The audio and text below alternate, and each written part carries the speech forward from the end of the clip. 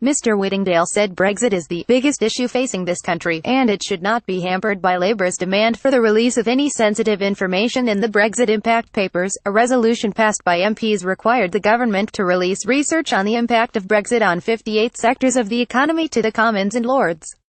Brexit Minister David Davis warned the papers could undermine Britain's position in Brexit divorce negotiations, and he removed all sensitive content before the release. Tory MP John Whittingdale told BBC's Daily Politics that a refusal to release the Brexit impact papers is not a breach of Parliament, as the government had previously warned that the impact papers should not be published. Getty. BBC. Tory MP John Whittingdale said the editing of the Brexit impact papers is not a breach of Parliament. Labour Sir Keir Starmer, the shadow Brexit secretary, claimed the government could be in contempt of Parliament if they did not release the papers, but Mr. Whittingdale hit back at the claims and said, Parliament had also said that the government shouldn't release material which could jeopardise our negotiation position. That was a decision taken by Parliament earlier.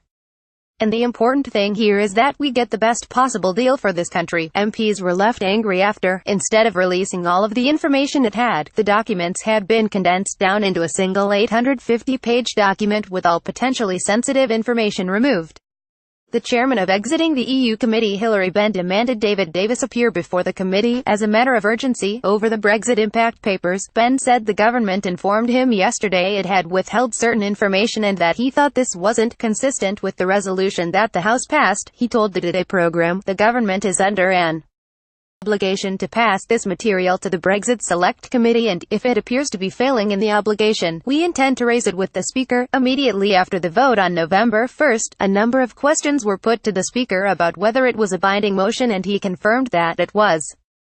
It follows from that the government could be in contempt of Parliament. They are certainly treating Parliament with contempt, and we intend to press with the Speaker the issue and raise the question whether they are now in contempt, having agreed to this procedure. Mr. Whittingdale said he supports Mr. Benn's decision to summon David Davis.